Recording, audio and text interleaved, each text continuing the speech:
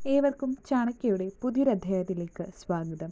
ഇന്ന് നമ്മൾ ചർച്ച ചെയ്യാൻ പോകുന്നത് കഥകളതിമോഹനം എന്ന പാഠഭാഗത്തെ ചോദ്യമാണ്. ചോദ്യം: പഞ്ചവർണ്ണക്കിളി പെൺകിടാവെ തെളിഞ്ഞെഞ്ചിവി രണ്ടും കുളിർക്ക പറകനി. Quotation number 2. കർണനും മന്ദസ്മിതം ചെയ്തു ചൊല്ലിനാൻ കർണസുഖം ഞാൻ പറകയില്ലാരോടും. ചെവി രണ്ടും കുളിർക്ക പറക, കർണസുഖം എന്നീ പ്രയോഗങ്ങൾ ശ്രദ്ധിച്ചല്ലോ. കർണസുഖത്തെ വ്യത്യസ്തമായി ആവിഷ്കരിച്ചിട്ടുള്ള സന്ദർഭങ്ങളാണിത്. രണ്ടു സന്ദർഭങ്ങളിലും ആശയത്തെ വ്യത്യസ്തമാക്കുന്നതെന്തെല്ലാം? സ്വാഭിപ്രായം സമർത്ഥിക്കുക. ഉത്തരം: ഈ രണ്ടു സന്ദർഭങ്ങൾ രണ്ടു വ്യത്യസ്ത സാഹചര്യങ്ങളിലൂടെയാണ് കർണസുഖം എന്ന ആശയം അവതരിപ്പിക്കുന്നത്.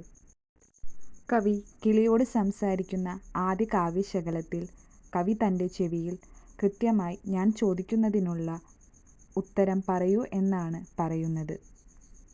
ഇവിടെ ചോദ്യത്തിനു പിന്നിലുള്ള കവിയുടെ ലക്ഷ്യം ഗുണത്തിനായിട്ടുള്ളതാണ്. ഭീഷ്മർ ശരശയനത്തിൽ കിടക്കുമ്പോൾ 100 പേരടങ്ങുന്ന കൗരവപട എന്താണ് ചെയ്തത് എന്നാണ് കവി കിളിയോട് ചോദിക്കുന്നത്. ആ ചോദ്യത്തിന് കൃത്യമായ ഉത്തരം നൽകുവാൻ കവി കിളിക്ക് വിശിഷ്ട ബോധ്യങ്ങൾ നൽകുന്നുണ്ട്.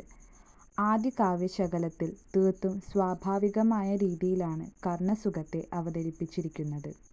രണ്ടാം കാവ്യശകലത്തിൽ കർണസുഖത്തെ മനുഷ്യ സ്വഭാവത്തിലെ തെറ്റായ പ്രവണതയായാണ് കവി സൂചിപ്പിക്കുന്നത്. മറ്റുള്ളവരിൽ പ്രീതി ഉളവാക്കുന്നതിനായി എന്നും പറയുന്ന സ്വഭാവം തനിക്കില്ലെന്ന് കർണൻ പറയുന്നു. കർണനോട് കൗരവപടയുടെ സേനാപതിയാകുവാൻ ദുര്യോധനൻ ആവശ്യപ്പെടുന്ന സമയത്താണ് കർണൻ ഇത്തരത്തിലുള്ള മറുപടി നൽകിയത്.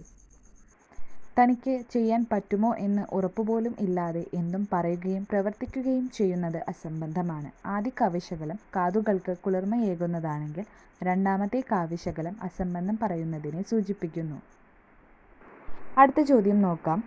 കർണനാമം ഘനരാധിപൻ എന്നുടെ യുണ്ണികൾക്കേറ്റം പ്രധാനനായുള്ളവൻ കുണ്ഡലമറ്റതാ വേറെ കിടക്കുന്നു ഗണ്ഡസ്ഥലമതാ പിന്നെയും മിന്നുന്നു വില്ലാളികളിൽ മുമ്പുള്ളവൻ തന്നുടെ വില്ലതാ വേറെ കിടക്കുന്നതീശ്വര കണ്ടാൽ മനോഹരനാമവൻ തന്നുടൽ കണ്ടാൽ അൻപോടും നായും നരികളും ചെന്നു കടിച്ചു വലിക്കുന്നതിങ്ങനെ വന്നതിനെന്തൊരു കാരണം ദൈവമേ. ശ്രീ മഹാഭാരതം കിളിപ്പാട്ട് സ്ത്രീപർവം.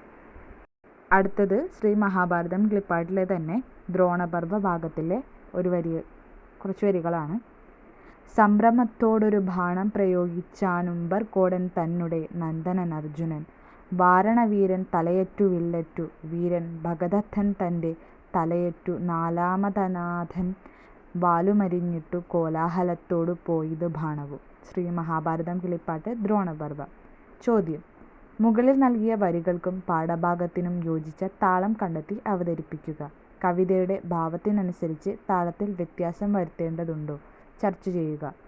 മുകളിൽ നൽകിയ കാവ്യഭാഗങ്ങളും പാഠഭാഗവും വിശകലനം ചെയ്ത് പ്രയോഗഭംഗി, ശബ്ദഭംഗി, വാഗ്മയ ചിത്രങ്ങൾ തുടങ്ങിയവ കണ്ടെത്തി എഴുത്തച്ഛൻ കൃതികളിലെ വർണ്ണനയുടെ സവിശേഷതകളെക്കുറിച്ച് ഉപന്യാസം തയ്യാറാക്കുക.